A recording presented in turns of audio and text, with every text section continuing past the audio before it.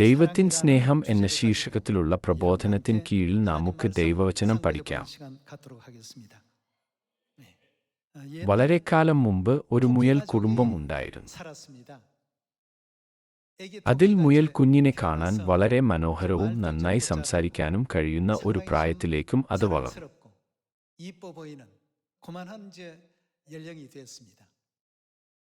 ഒരു ദിവസം അച്ഛൻ മുയലും മുയൽ കുഞ്ഞും വയലിലൂടെ നടക്കവേ മുയൽ കുഞ്ഞ് അച്ഛനോട് ചോദിച്ചു,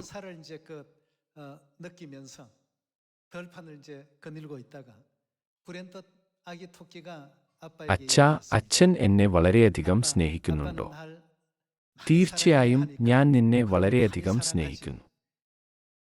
അങ്ങനെയെങ്കിൽ അച്ഛൻ എന്നെ ഇത്രയധികം സ്നേഹിക്കുന്നുണ്ടോ എന്ന് പറഞ്ഞുകൊണ്ട് മുയൽ കുഞ്ഞ് അതിൻ്റെ കൈകൾ നീട്ടി കാണിച്ചു. ഒരു കുഞ്ഞായതിനാൽ അവൻ എത്ര വിശാലമായി കൈ നീട്ടിയാലും അവ വളരെ ചെറുതായാണ് കാണപ്പെടുന്നത്. അതിനാൽ ഞാൻ നിന്നെ അതിനേക്കാൾ കൂടുതൽ സ്നേഹിക്കുന്നു എന്ന് പറഞ്ഞുകൊണ്ട് അച്ഛൻ കൈകൾ നീട്ടി. അത് വളരെ വലുതായിരുന്നു.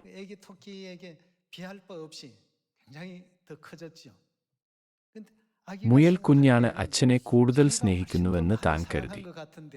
എന്നിരുന്നാലും അവന്റെ കൈകൾ അച്ഛന്റെ കൈകളുമായി താരതമ്യപ്പെടുത്തിയപ്പോൾ അവ പകുതിയോളം പോലും വീതിയുള്ളതായിരുന്നില്ല. അതിനാൽ ഞാൻ അച്ഛനെ കൂടുതൽ സ്നേഹിക്കുന്നുവെന്ന് എനിക്ക് എങ്ങനെ കാണിക്കാൻ കഴിയും എന്ന് ചിന്തിച്ചുകൊണ്ട് അവൻ ചുറ്റുപാടും ചാടാൻ തുടങ്ങി. ഞാൻ അച്ഛനെ ഇത്രയധികം സ്നേഹിക്കുന്നു എന്ന് പറഞ്ഞുകൊണ്ട് അവൻ കഴിയുന്നത്ര ഉയരത്തിൽ ചാടാൻ ശ്രമിച്ചു. പക്ഷേ ഒരു കുഞ്ഞായതിനാൽ അവന് വളരെ ഉയരത്തിൽ ചാടാൻ കഴിഞ്ഞില്ല.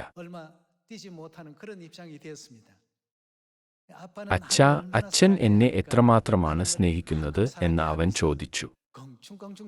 ഞാൻ നിന്നെ ഇത്രയധികം സ്നേഹിക്കുന്നു എന്ന് പറഞ്ഞുകൊണ്ട് അച്ഛൻ മുയൽ ചാടാൻ തുടങ്ങി. തന്റെ ചെവികൾ മരത്തിലെ ശാഖകളെ സ്പർശിക്കാൻ കഴിയുന്നത്ര ഉയരത്തിൽ ചാടി. എത്ര ശ്രമിച്ചിട്ടും കുഞ്ഞിന് അച്ഛന്റെ സ്നേഹത്തിന്റെ പരിധിയിൽ എത്താൻ കഴിഞ്ഞില്ല. ഈ ചെറുകഥയിലൂടെ നാം ദൈവത്തെ എത്രമാത്രം സ്നേഹിച്ചാലും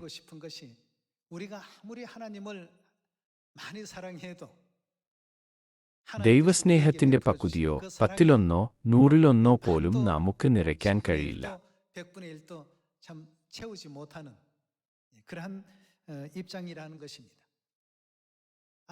കുട്ടികളുടെ കഥാപുസ്തകത്തിലാണ് ഞാൻ ഈ കഥ വായിച്ചത്. കുട്ടികൾ മാതാപിതാക്കളെ എത്രമാത്രം സ്നേഹിച്ചാലും അവരുടെ സ്നേഹം പരിമിതമാണ്. എന്നാൽ ഒരു അച്ഛനും അമ്മയും എത്ര എളിമയോടെ അവരുടെ സ്നേഹം കാണിച്ചാലും അത് എപ്പോഴും മഹത്തരമാണ്.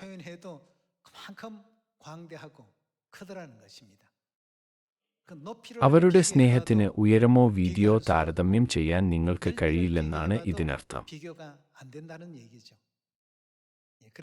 അതിനാൽ ദൈവത്തിൻ സ്നേഹം ശരിയായി മനസ്സിലാക്കുന്നതിലൂടെ നമുക്ക് സുവിശേഷം വേഗത്തിൽ പൂർത്തിയാക്കാനും ദൈവത്തിന്റെ എല്ലാ ചട്ടങ്ങളും അവിടുത്തെ കൃപയുടെ കീഴിൽ വിശ്വസ്തയോടെ പാലിക്കാനും കഴിയുമെന്ന് മനസ്സിലാക്കാൻ നമുക്ക് കുറച്ച് സമയമെടുക്കാം.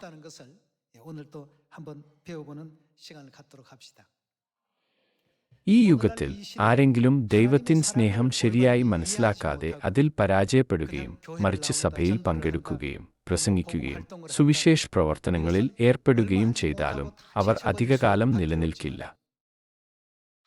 മറുവശത്ത് ദൈവത്തിൻ സ്നേഹം നാം ശരിയായി മനസ്സിലാക്കുന്നുവെങ്കിൽ 1000 വർഷം പോലും നമുക്ക് ഈ സുവിശേഷ പ്രവർത്തനം തുടരാം.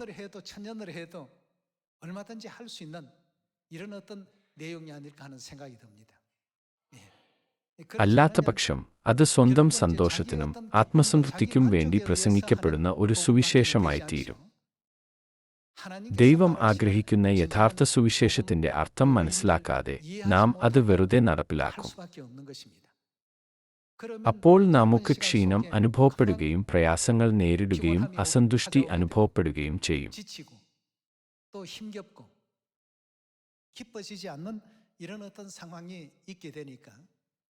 അതിനാൽ ബൈബിളിലെ എല്ലാ ഉപദേശങ്ങളിലും നാം പിതാവിന്റെയും മാതാവിന്റെയും സ്നേഹം നിരന്തരം കണ്ടെത്തുകയും സന്തോഷവും കൃതജ്ഞതയും നിറഞ്ഞ ഹൃദയത്തോടെ സുവിശേഷത്തിന്റെ പാതയിൽ വിശ്വസ്തയോടെ നടക്കുകയും വേണം. നമുക്ക് യോഹന്നാൻ 3-ാം അധ്യായം എടുക്കുന്നതിലൂടെ ദൈവസ്നേഹത്തെക്കുറിച്ച് പഠിക്കാം. നമുക്ക് 3-ാം അധ്യായം 16-ാം വാക്യം നോക്കാം. തന്റെ ഏകജാതനായ പുത്രനിൽ വിശ്വസിക്കുന്ന ഏവനും നശിച്ചു പോകാതെ നിത്യജീവൻ പ്രാപിക്കേണ്ടതിന് ദൈവം അവനെ നൽകുവാൻ തക്കവണ്ണം ലോകത്തെ സ്നേഹിച്ചു. ദൈവം ലോകത്തെയും ലോകത്തിലെ തന്റെ മക്കളെയും വളരെയധികം സ്നേഹിച്ചു. അതുകൊണ്ടല്ലേ നമുക്ക് പാപമോചനവും രക്ഷയും ലഭിക്കത്തക്കവിധം അവിടുത്തെ ശരീരം ബലികഴിച്ചും അവിടുത്തെ വിലയേറിയ രക്തം കുരിശിൽ ചൊരിഞ്ഞും അവിടുന്ന് ഏകജാതനായ പുത്രനായി ഈ ഭൂമിയിൽ വന്നത്.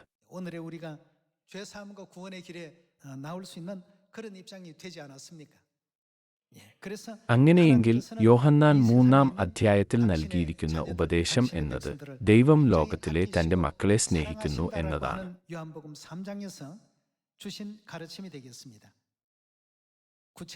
യെശയ്യാവ് 53-ാം അധ്യായത്തിലൂടെ ദൈവം തന്റെ മക്കളെ എങ്ങനെ സ്നേഹിച്ചുവെന്ന് നമുക്ക് വിശദമായി പരിശോധിക്കാം. നമുക്ക് യെശയ്യാവ് 53-ാം അധ്യായം 1-ാം വാക്യം നോക്കാം. യെശയ്യാ 53-ാം അധ്യായം 1-ാം വാക്യം. ഞങ്ങൾ കേൾപ്പിച്ചത് ആർ വിശ്വസിച്ചിരിക്കുന്നു? യഹോവയുടെ ഭുജം ആർക്കു വെളിപ്പെട്ടിരിക്കുന്നു? അവൻ ഇളയ തൈ പോലെയും വരണ്ട നിലത്തുനിന്നു വേർ മുളയ്ക്കുന്നതു പോലെയും അവന്റെ മുമ്പാകെ വളരും. അവനു രൂപഗുണം ഇല്ല, കോമളത്വം ഇല്ല, കണ്ടാൽ ആഗ്രഹിക്കത്തക്ക സൗന്ദര്യവും ഇല്ല.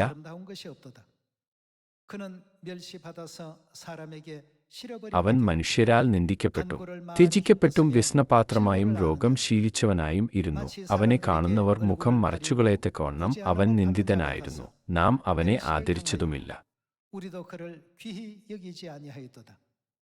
വാക്യം 4. സാക്ഷാൽ നമ്മുടെ രോഗങ്ങളെ അവൻ വഹിച്ചു, നമ്മുടെ വേദനകളെ അവൻ ചുമന്നു. നാമോ ദൈവം അവനെ ശിക്ഷിച്ചും അടിച്ചും ദണ്ഡിപ്പിച്ചുമിരിക്കുന്നു എന്നു വിചാരിച്ചു. എന്നാൽ അവൻ നമ്മുടെ അതിക്രമങ്ങൾ നിമിത്തം മുറിവേറ്റും നമ്മുടെ അകൃത്യങ്ങൾ നിമിത്തം തകർന്നും ഇരിക്കുന്നു. നമ്മുടെ സമാധാനത്തിനായുള്ള ശിക്ഷ അവന്റെ മേൽ ആയി, അവന്റെ അടിപ്പിണരുകളാൽ നമുക്കു സൗഖ്യം വന്നുമിരിക്കുന്നു. നാം എല്ലാവരും ആടുകളെ പോലെ തെറ്റിപ്പോയിരുന്നു. നാം ഓരോരുത്തനും താന്താന്റെ വഴിക്കു തിരിഞ്ഞിരുന്നു. എന്നാൽ യഹോവ നമ്മുടെ എല്ലാവരുടെയും അകൃത്യം അവൻ മേൽ ചുമത്തി. തന്നെത്താൻ താഴ്ത്തി വായി തുറക്കാതെയിരുന്നിട്ടും അവൻ പീഡിപ്പിക്കപ്പെട്ടു. കൊല്ലുവാൻ കൊണ്ടുപോകുന്ന കുഞ്ഞാടിനെ പോലെയും രോമം കത്രിക്കുന്നവരുടെ മുമ്പാകെ മിണ്ടാതെയിരിക്കുന്ന ആടിനെ പോലെയും അവൻ വായി തുറക്കാതിരുന്നു. അവൻ പീഡനത്താലും ശിക്ഷാവിധിയാലും എടുക്കപ്പെട്ടു. ജീവനുള്ളവരുടെ ദേശത്തുനിന്ന് അവൻ ഛേദിക്കപ്പെട്ടു എന്നും എന്റെ ജനത്തിന്റെ അതിക്രമം നിമിത്തം അവന് ദണ്ഡനം വന്നു എന്നും അവന്റെ തലമുറയിൽ ആർ വിചാരിച്ചു. അവൻ സാഹസം ഒന്നും ചെയ്യാതെയും അവന്റെ വായിൽ വഞ്ചന ഒന്നും ഇല്ലാതെയും ഇരുന്നിട്ടും അവർ അവന് ദുഷ്ടന്മാരോടുകൂടെ ശവക്കുഴി കൊടുത്തു. അവന്റെ മരണത്തിൽ അവൻ ബദ്ധന്മാരോടുകൂടെ ആയിരുന്നു. എന്നാൽ അവനെ തകർത്തുകളവാൻ യഹോവയ്ക്ക് ഇഷ്ടം തോന്നി. അവൻ അവന് കഷ്ടം വരുത്തി. അവന്റെ പ്രാണൻ ഒരു അകൃത്യയാഗമായി തീർന്നിട്ട് അവൻ സന്തതിയെ കാണുകയും ദീർഘായുസ്സു പ്രാപിക്കുകയും യഹോവയുടെ ഇഷ്ടം അവന്റെ കൈയാൽ സാധിക്കുകയും ചെയ്യും. അവൻ തന്റെ പ്രയത്നഫലം കണ്ടു തൃപ്തനാകും. നീതിമാനായ എന്റെ ദാസൻ തന്റെ പരിജ്ഞാനം കൊണ്ട് പലരെയും നീതീകരിക്കും. അവരുടെ അകൃത്യങ്ങളെ അവൻ വഹിക്കും. അതുകൊണ്ടു ഞാൻ അവന് മഹാന്മാരോടുകൂടെ ഓഹരി കൊടുക്കും, ബലവാന്മാരോടുകൂടെ അവൻ കൊള്ള പങ്കിടും. അവൻ തന്റെ പ്രാണനെ മരണത്തിന് ഒഴുക്കിക്കളയുകയും അനേകരുടെ പാപം വഹിച്ചും അതിക്രമക്കാർക്കുവേണ്ടി ഇടനിന്നും കൊണ്ട് അതിക്രമക്കാരോടുകൂടെ എണ്ണപ്പെടുകയും ചെയ്യുകയാൽ തന്നെ.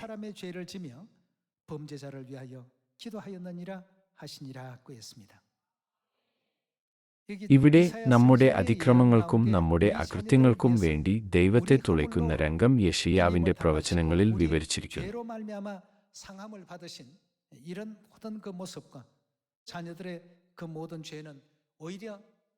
യെശയ്യാവിന്റെ പ്രവചനത്തിലൂടെ പിതാവായ ദൈവവും മാതാവായ ദൈവവും തങ്ങളുടെ മക്കളുടെ പാപങ്ങളെല്ലാം വഹിക്കുകയും അത്തരം ഭാരങ്ങൾ അവർ വഹിക്കുകയും ചെയ്തുവെന്ന് നമുക്ക് കാണാൻ കഴിയും.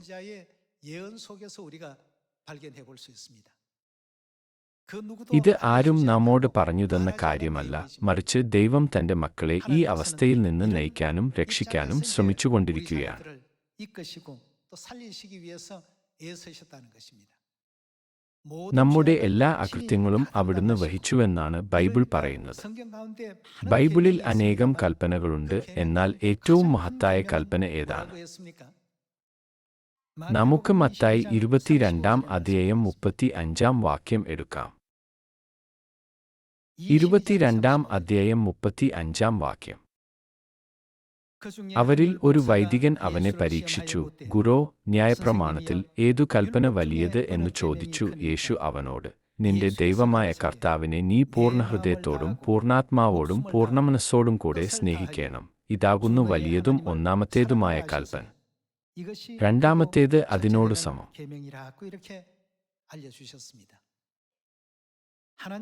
ദൈവസ്നേഹത്തെ താരതമ്യപ്പെടുത്തുമ്പോൾ നാം എത്ര വിശാലമായി കൈകൾ നീട്ടാൻ ശ്രമിച്ചാലും നമുക്ക് അവിടുത്തെ സ്നേഹത്തിന്റെ അളവിലെത്താൻ കഴിയില്ല.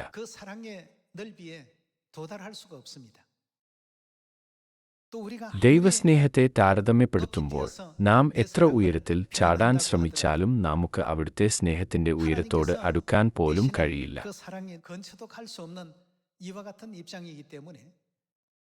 ഇത് വേദനാജനകമാണ്, അല്ലെങ്കിൽ ഇത് ബുദ്ധിമുട്ടാണ് എന്ന് ഒരിക്കൽ പോലും പറയാതെ ദൈവം നമ്മുടെ എല്ലാ പാപങ്ങളും വഹിച്ചു.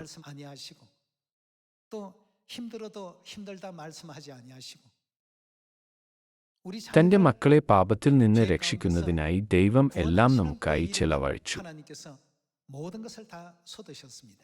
അതിനാൽ മത്തായി 22 അധ്യായത്തിൽ എന്തു ചെയ്യുവാനാണ് നമ്മോട് പറയുന്നത്? നിന്റെ ദൈവമായ കർത്താവിനെ നീ പൂർണ്ണഹൃദയത്തോടും പൂർണ്ണാത്മാവോടും പൂർണ്ണമനസ്സോടും കൂടെ സ്നേഹിക്കണം. ഇതാകുന്നു വലിയതും ഒന്നാമത്തേതുമായ കൽപ്പന. രണ്ടാമത്തേത് അതിനോട് സമം. തീർച്ചയായും ഈ ഏറ്റവും വലിയ കൽപ്പനയ്ക്കുള്ളിൽ പുതിയ നിയമത്തിന്റെ പെസഹയിൽ അവിടുത്തെ മാംസത്തിന്റെയും രക്തത്തിന്റെയും അർത്ഥവുമുണ്ട്. എല്ലാറ്റിനുമുപരിയായി പിതാവിന്റെയും മാതാവിന്റെയും സ്നേഹം ശരിയായി മനസ്സിലാക്കിക്കൊണ്ട് നാം സുവിശേഷം നിർവഹിക്കേണ്ടതുണ്ട്. അങ്ങനെ നമുക്ക് സമ്പൂർണ്ണ വിശ്വാസത്തിൽ പ്രവർത്തിക്കാൻ കഴിയും. മറ്റുള്ളവർക്ക് കാണാൻ കഴിയുന്ന ഒരു വിശ്വാസമായിട്ടല്ല, മറ്റുള്ളവർക്ക് അറിയാവുന്ന ഒരു വിശ്വാസമായിട്ടല്ല, ദൈവവും ഞാനും തമ്മിലുള്ള ഒരു ബന്ധമായി നമുക്ക് ദൈവത്തിന്റെ പാത പൂർണ്ണമായും പിന്തുടരാൻ കഴിയില്ലേ? നിങ്ങളുടെ ദൈവമായ യഹോവയെ സ്നേഹിക്കുവിൻ. ഇതാണ് ഒന്നാമത്തേതും ഏറ്റവും വലിയതുമായ കൽപ്പന. ഇതിലൂടെ ദൈവത്തെ എങ്ങനെ സ്നേഹിക്കണമെന്ന് അറിയുന്ന വിശ്വാസം ഉണ്ടായിരിക്കാൻ നമ്മെ രക്ഷിക്കുന്നു. ചെറിയ ബുദ്ധിമുട്ടുകൾ പോലും അഭിമുഖീകരിക്കുമ്പോൾ ഇത് ബുദ്ധിമുട്ടാണ് എന്ന് നമ്മൾ പറഞ്ഞുകൊണ്ട് നാം ആഗ്രഹിക്കുന്നതുപോലെ എല്ലാം ചെയ്യാൻ കഴിയാത്തതിനാൽ നമുക്ക് സമ്മർദ്ദം തോന്നുന്നു. അത്തരം ചിന്തകൾ ഉണ്ടാകുന്നത് മനുഷ്യപ്രാകൃതത്തിൽ സ്വാഭാവികമാണെന്ന് തോന്നുന്നു.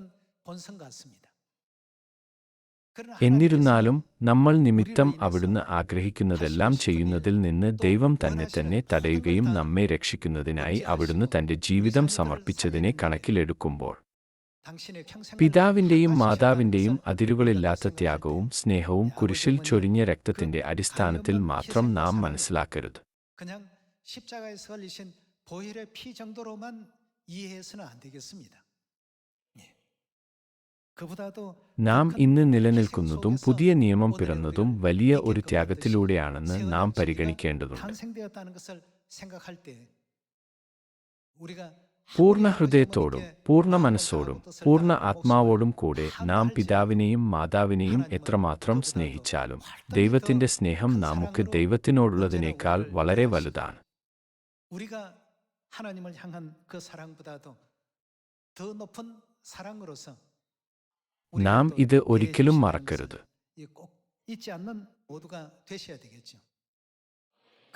നമ്മുടെ സ്വർഗീയ മാതാപിതാക്കളുടെ സ്നേഹം നാം മനസ്സിലാക്കുമ്പോൾ നമ്മുടെ യഥാർത്ഥ അവസ്ഥ നാം വീണ്ടെടുക്കുന്നില്ലേ? 1 കൊരിന്ത്യർ 15 അധ്യായത്തിൽ അവസാന നിമിഷത്തിൽ എന്ത് സംഭവിക്കുമെന്നാണ് അവിടെ പറയുന്നു.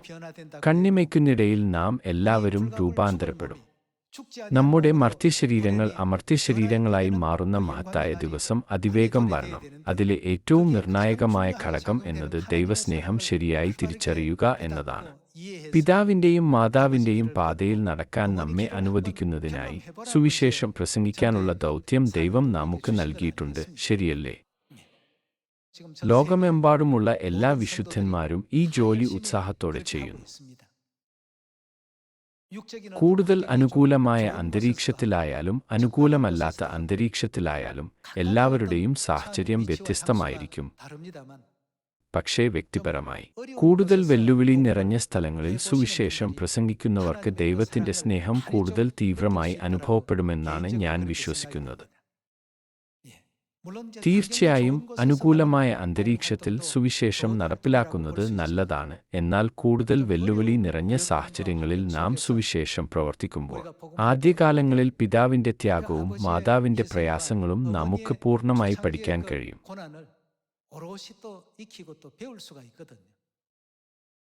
അതിനാൽ ഇന്നത്തെ പ്രസംഗത്തിന്റെ ശീർഷകം ദൈവത്തിൻ സ്നേഹം എന്നതാണ്. ആദിമസഭയിലെ വിശുദ്ധന്മാർ ദൈവത്തിന്റെ സ്നേഹം ആഴത്തിൽ മനസ്സിലാക്കിയതിനാൽ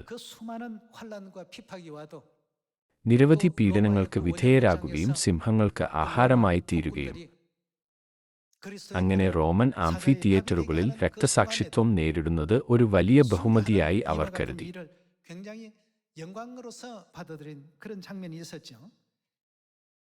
നമുക്ക് അപ്പോസ്തല പ്രവൃത്തികൾ 20-ാം അധ്യായം എടുക്കാം. അപ്പോസ്തല പ്രവൃത്തികൾ 20-ാം അധ്യായം 22-ാം വാക്യം. ഇപ്പോൾ ഇതാ ഞാൻ ആത്മാവിനാൽ ബന്ധിക്കപ്പെട്ടവനായി യെരൂശലേമിലേക്ക് പോകുന്നു. ബന്ധനങ്ങളും കഷ്ടങ്ങളും എനിക്കായി കാത്തിരിക്കുന്നു എന്ന് പരിശുദ്ധാത്മാവ് പട്ടണം തോറും സാക്ഷ്യം പറയുന്നതല്ലാതെ അവിടെ എനിക്ക് നേരിടുവാനുള്ളത് ഒന്നും ഞാൻ അറിയുന്നില്ല. എങ്കിലും ഞാൻ എന്റെ പ്രാണനെ വിലയേറിയതായി എണ്ണുന്നില്ല. എന്റെ ഓട്ടവും ദൈവകൃപയുടെ സുവിശേഷത്തിന് സാക്ഷ്യം പറയേണ്ടതിന് കർത്താവായ യേശു തന്ന ശുശ്രൂഷയും തികയ്ക്കണം എന്നേ എനിക്കുള്ളൂ. ദൈവസ്നേഹം പൂർണ്ണമായി മനസ്സിലാക്കിയപ്പോൾ അപ്പോസ്തലനായ പൗലോസിന് ഇത്തരത്തിലുള്ള വിശ്വാസമാണ് ഉണ്ടായത്.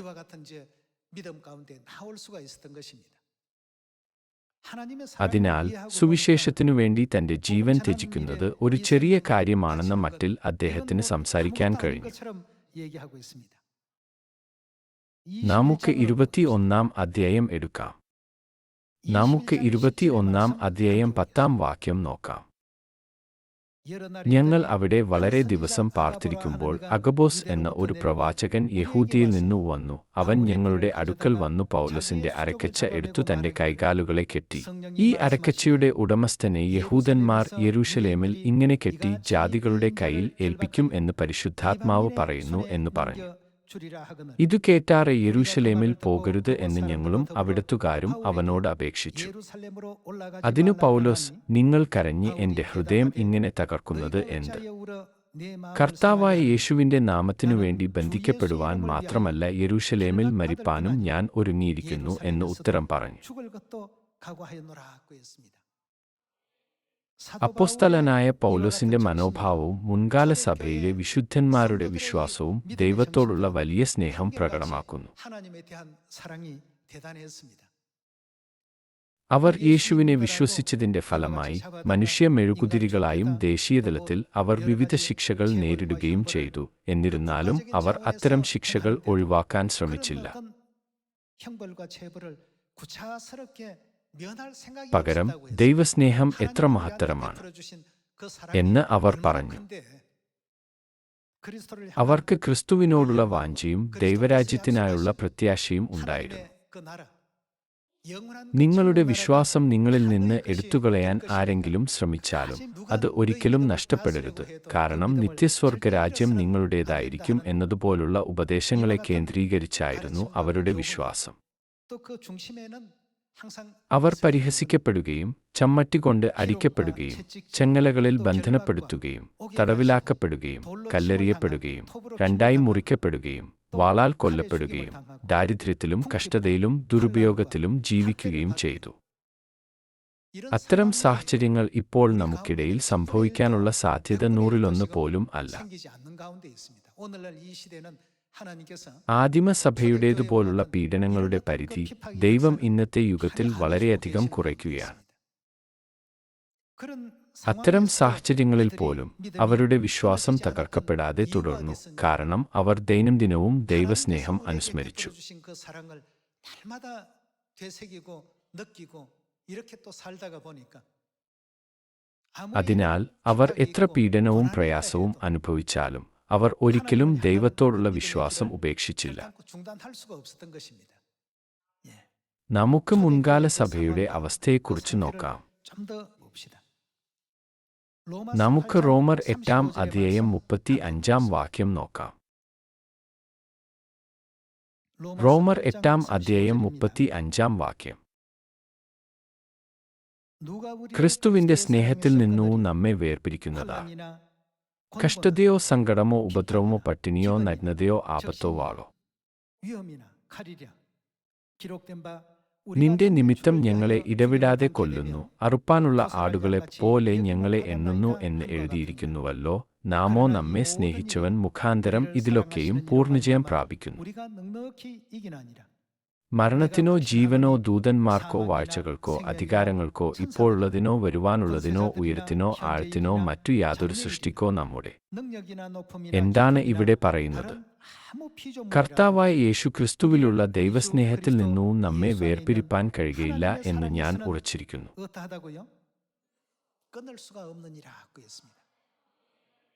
ദൈവവും നമ്മളും തമ്മിലുള്ള സ്നേഹത്തിന്റെ ബന്ധത്തെ ഒരിക്കലും മുറിച്ചുകളയാൻ ഈ ലോകത്തിൽ ഒന്നുമില്ല.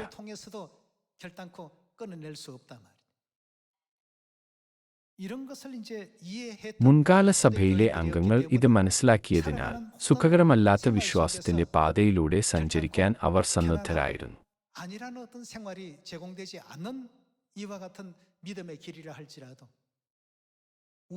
പ്രപഞ്ചത്തിൽ എത്ര നക്ഷത്രങ്ങളുണ്ട്?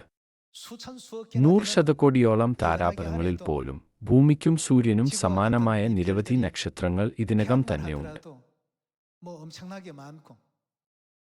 ഭൂമിയെ നിസ്സാരമെന്ന് തോന്നിപ്പിക്കുന്ന 200 ശതകോടി നക്ഷത്രങ്ങളുണ്ട്.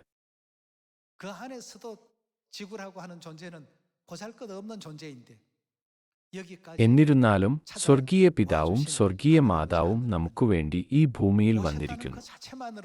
അവർ വന്നിരിക്കുന്നു എന്ന വസ്തുത നമ്മിൽ കൃതജ്ഞത നിറയ്ക്കുന്നു. അത് എത്ര വിലയേറിയതാണെങ്കിലും ക്രിസ്തുവിന്റെ സ്നേഹത്തിൽ നിന്ന് തങ്ങളെ വേർപെടുത്താൻ ഒന്നിനും കഴിയില്ലെന്ന് ആദിമസഭയിലെ വിശുദ്ധന്മാർ മനസ്സിലാക്കി. ദൈവത്തോടുള്ള സ്നേഹത്തിന്റെയും സ്നേഹത്തിന്റെ ആത്മാവിനെയും കുറിച്ച് അവർ ശരിയായി മനസ്സിലാക്കിയതിനാൽ അവർ എന്താണ് നേടിയത്? അവർ വിശ്വാസം നേടി. അവർക്ക് മറ്റെന്താണ് നേടാനായത്? സ്വർഗരാജ്യത്തിനു വേണ്ടിയുള്ള പ്രത്യാശ അവർ നേടി. നാം ദൈവത്തെ സ്നേഹിക്കണം. ദൈവത്തോടുള്ള സ്നേഹം ഇല്ലാതെ നമ്മുടെ വിശ്വാസത്തിന് വളരാനും പ്രത്യാശ ഉണ്ടാകാനും കഴിയില്ല. അങ്ങനെയെങ്കിൽ നാം എങ്ങനെയാണ് ദൈവത്തെ സ്നേഹിക്കേണ്ടത്? നമ്മുടെ പൂർണ്ണ ഹൃദയത്തോടും ആത്മാവോടും മനസ്സോടും ശക്തിയോടും കൂടെ നാം സ്നേഹിക്കണം. ഇതാകുന്നു വലിയതും ഒന്നാമത്തേതുമായ കൽപ്പന എന്ന് യേശു പറഞ്ഞു. ദൈവസ്നേഹം നമ്മുടെ ഉള്ളിൽ ഇല്ലാതിരിക്കുകയും അത് മനസ്സിലാക്കാതിരിക്കുകയും ചെയ്യുന്നുവെങ്കിൽ നമുക്ക് ഒരിക്കലും ഈ വിശ്വാസത്തിന്റെ പാതയിലൂടെ നടക്കുവാൻ സാധിക്കുകയില്ല. അങ്ങനെ യൂദാസ് ഇസ്കരിയോത്താവിനെ പോലെ പകുതി വഴിയിൽ ഒറ്റിക്കൊടുക്കുകയോ സുവിശേഷ പാത പൂർത്തിയാക്കാതെ തിരികെ ലോകത്തിലേക്ക് ഓടിപ്പോകുകയോ ചെയ്യുന്ന വിഡ്ഢികളായ വിശ്വാസികളായി നാം മാറും. അത്തരം വിഡ്ഢികളായ വിശ്വാസത്തിന്റെ കെണിയിൽ നമ്മൾ വീഴും. ദൈവത്തിന് സ്വർഗത്തിൽ സമാധാനപരമായ ഒരു ജീവിതം ആസ്വദിക്കുവാൻ കഴിയുമായിരുന്നുവെങ്കിലും അവിടുന്ന് ജഡത്തിൽ ഈ ഭൂമിയിലേക്ക് വന്നു. നമുക്കായി കഷ്ടം സഹിക്കാനുള്ള അവിടുത്തെ ദൃഢനിശ്ചയത്തെയാണ് ഇത് സൂചിപ്പിക്കുന്നത്. ജനങ്ങളിൽ നിന്ന് പരിഹാസമുണ്ടായിട്ടും പിതാവും മാതാവും നമ്മെ അവസാനം വരെ സംരക്ഷിക്കാൻ തീരുമാനിച്ചു. അവിടുത്തെ വിശുദ്ധ ബലിയാലും സ്നേഹത്താലുമാണ് മുൻകാല സഭയിലെ വിശുദ്ധന്മാർക്ക് തങ്ങളുടെ അസ്തിത്വം സാധ്യമാക്കപ്പെട്ടുവെന്ന് അവർ മനസ്സിലാക്കി. അതുകൊണ്ട് ഈ ലോകം യോഗ്യമല്ലെന്ന ഒരു വിശ്വാസം അവർക്ക് കൈവശമാക്കാൻ കഴിഞ്ഞു. ഈ യുഗത്തിലും ശമരിയിലും ഭൂമിയുടെ അറ്റത്തോളവും സുവിശേഷം പ്രസംഗിക്കാനുള്ള ഒരു വലിയ ദൗത്യം ദൈവത്തിൽ നിന്നും നമുക്ക് ലഭിച്ചിരിക്കുന്നു. അപ്പോസ്തലന്മാരുടെ പുസ്തകത്തിൽ നാം നേരത്തെ നോക്കിയതുപോലെ ദൈവത്തിന്റെ ദൗത്യം പൂർണ്ണമായി നിറവേറ്റുന്നതിനായി അപ്പോസ്തലനായ പൗലോസ് തന്റെ ജീവിതം ഒന്നുമല്ലെന്ന് കണക്കാക്കി. 누가 우리를 ക്രിസ്തുവിന്റെ 그리스도의 സ്നേഹത്തിൽ 사랑에서 നിന്ന് 떼어내느냐? ആര് നമ്മെ വേർപെടുത്തും? 세상의 그 어떤 것이라도 ഈ ലോകത്തിലെ ഒന്നിനും ക്രിസ്തുവിന്റെ സ്നേഹത്തിൽ നിന്ന് നമ്മെ വേർപെടുത്താൻ കഴിയില്ലെന്ന് അപ്പോസ്തലനായ പൗലോസ് ഊന്നി പറഞ്ഞു. 사랑이 얼마나 크고 ദൈവത്തോടുള്ള 원대한가요? അഗാധമായ സ്നേഹം ഉപേക്ഷിക്കാനോ അത് ഒന്നുമല്ലെന്ന മട്ടിൽ അതിനെ പരിഗണിക്കാനോ നിർദ്ദേശിക്കുന്നത് തന്നെ ഒരു ചിന്താശൂന്യമായ കാര്യമാണെന്ന് അദ്ദേഹം സംസാരിച്ചു. ഇക്കാരണത്താൽ മുൻകാല സഭയിലെ സകല വിശുദ്ധന്മാരും അപ്പോസ്തലന്മാരും പ്രവാചകന്മാരും യാതൊരു സാമൂഹിക പോരായ്മകളെയും ഭയപ്പെട്ടിരുന്നില്ല.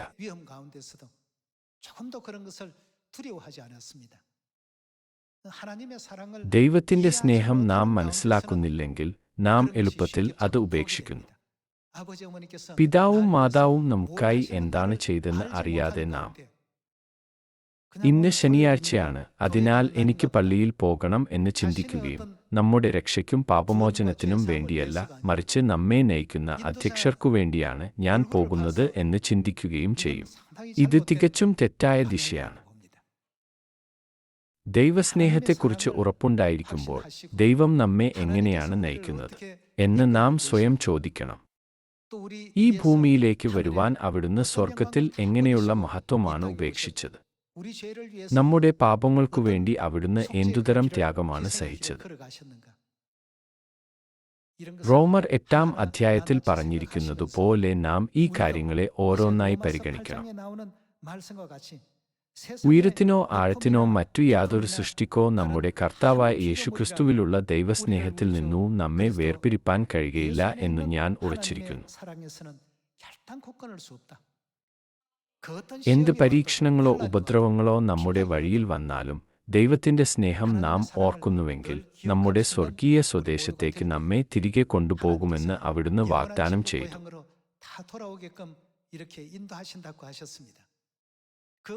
പുതിയ നിയമത്തിൽ ഈ ഉപദേശങ്ങളെല്ലാം ഉൾപ്പെടുന്നില്ലേ? പുതിയ നിയമത്തിൽ ദൈവത്തിന്റെ സ്നേഹത്തെ സൂചിപ്പിക്കുന്ന ക്രിസ്തുവിന്റെ യാഗത്തിന്റെ മാംസവും രക്തവും ഉണ്ട്.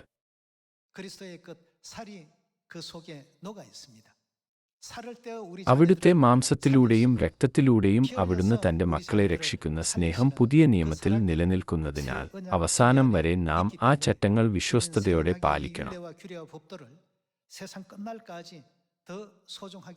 പുതിയ നിയമത്തിലെ റോമർ 8-ാം അധ്യായത്തിൽ രേഖപ്പെടുത്തിയിരിക്കുന്നതുപോലെ ദൈവത്തിന്റെ സ്നേഹത്തിനുവേണ്ടി നമുക്ക് കൃതജ്ഞതയുള്ള ഒരു ഹൃദയം ഉണ്ടായിരിക്കുകയും ഈ തിരിച്ചറിവിലേക്ക് വരികയും ചെയ്യാം.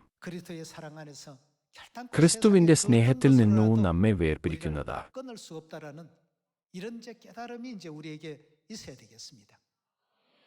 നമ്മെ എത്രമാത്രം സ്നേഹിക്കുന്നതുകൊണ്ടായിരിക്കും അവിടുന്ന് ഈ ഭൂമിയിലേക്ക് വന്നത്? എന്തുകൊണ്ടാണ് പഴയ നിയമ കാലങ്ങളിലുടനീളം ദൈവം നമുക്കുവേണ്ടി നിരവധി തവണ യാഗമായി തീർന്നത്? ആ അനേകം യാഗങ്ങൾ നിമിത്തമാണ് പുതിയ നിയമം സ്ഥാപിക്കപ്പെട്ടത്. എല്ലാവരോടുമായി ഇത് വെറുതെ ഒന്നുമില്ലായ്മയിൽ നിന്നും സൃഷ്ടിക്കപ്പെട്ടതല്ല. ഇത് മർക്കോസിന്റെ മാളികമുറിയിൽ വെച്ച് ഈ അപ്പം എന്റെ ശരീരമാണ്, ഈ പാനപാത്രം പുതിയ നിയമത്തിനുള്ള എന്റെ രക്തമാകുന്നു എന്ന വാക്കുകളിലൂടെ ഒരു ദിവസം കൊണ്ട് മാത്രം സൃഷ്ടിക്കപ്പെട്ടതല്ല. ഭൗതിക വീക്ഷണകോണിൽ അങ്ങനെ തോന്നിയേക്കാം, എന്നാൽ ആത്മീയ ലോകത്തിൽ പുതിയ നിയമം സ്ഥാപിക്കുന്നതിനുള്ള വ്യവസ്ഥകൾ ഒടുവിൽ ദൈവത്തിന്റെ എണ്ണമറ്റ ത്യാഗങ്ങളിലൂടെ നിറവേറി. പഴയ നിയമത്തിലെ യാഗങ്ങളുടെ നിയന്ത്രണവും പുതിയ നിയമത്തിലെ അപ്പോസ്തലന്മാരുടെ എല്ലാ വിശ്വാസ പ്രവൃത്തികളും നാം പരിഗണിക്കുമ്പോൾ ദൈവത്തോടുള്ള തികഞ്ഞ സ്നേഹത്തിൽ നിന്നാണ് വിശ്വാസം ഉരുത്തിരിഞ്ഞതെന്നും ഈ വിശ്വാസത്തിലൂടെ അവർ സ്വർഗത്തെക്കുറിച്ചുള്ള പ്രത്യാശ ഉൾക്കൊള്ളുന്നുവെന്നും നാമൊക്കെ കാണാനാകുന്നു.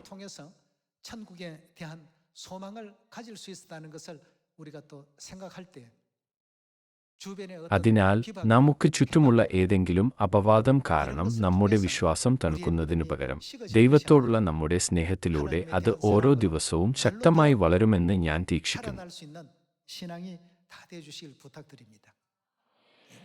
ദൈവത്തോടുള്ള നമ്മുടെ സ്നേഹം എത്ര വലുതാണെങ്കിലും ആ മുയൽ കുഞ്ഞിന്റെ കൈകൾ നീട്ടുന്നതുപോലെ അത്ര വീതി മാത്രമേയുള്ളൂ.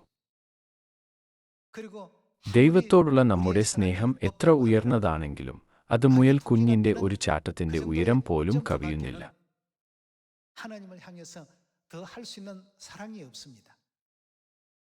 그러나 എന്നിരുന്നാലും ദൈവം തന്റെ മഹത്തായ സ്നേഹം നമുക്ക് നൽകിയിട്ടും അവിടുന്ന് അത് വെളിപ്പെടുത്തിയില്ല. ഞാൻ നിങ്ങളെ ഇത്രയധികം സ്നേഹിച്ചു എന്ന് എല്ലാ ദിവസവും അവിടുന്ന് പറയുകയാണെങ്കിൽ അവിടുത്തെ സ്നേഹത്തിന്റെ വ്യാപ്തിയും അളവും നമ്മെ അതിശയിപ്പിച്ചേക്കാം. ഒരു വാക്കുപോലും പറയാതെ ദൈവം നിശബ്ദമായി നമ്മെ സ്നേഹിച്ചു. പിതാവിനും മാതാവിനും വേണ്ടി നമുക്ക് എന്തു ചെയ്യാൻ കഴിയും? നമുക്ക് എങ്ങനെ അവർക്ക് സന്തോഷവും തേജസ്സും നൽകാൻ കഴിയും? നാം ഈ ചോദ്യങ്ങൾ മനസ്സിൽ സൂക്ഷിക്കുകയും നാം ഒരിക്കൽ ആസ്വദിച്ച തേജസ്സുള്ള ആ സ്ഥിതിയിലേക്ക് വീണ്ടും രൂപാന്തരപ്പെടാൻ പരിശ്രമിക്കുകയും വേണം. ഇവയിൽ ഏറ്റവും പ്രധാനപ്പെട്ട വശം പിതാവിന്റെയും മാതാവിന്റെയും സ്നേഹമാണ്. പിതാവിന്റെയും മാതാവിന്റെയും സ്നേഹം നാം തിരിച്ചറിയുമ്പോൾ ദൂതന്മാരെ പോലെ നമ്മുടെ യഥാർത്ഥവും മനോഹരവുമായ രൂപത്തിലേക്ക് നാം രൂപാന്തരപ്പെടും. ആദിമസഭയിലെ വിശുദ്ധന്മാരെക്കാൾ വിശ്വാസത്തോടും സ്നേഹത്തോടും പ്രത്യാശയോടും കൂടി ലോകത്തെ രക്ഷിക്കുന്നതിൽ നാം മുൻകൈയെടുക്കുമെന്ന് പ്രതീക്ഷിച്ചുകൊണ്ട് ഇന്നത്തെ പ്രബോധനം അവസാനിപ്പിക്കുവാൻ ഞാൻ ആഗ്രഹിക്കുന്നു. നന്ദി.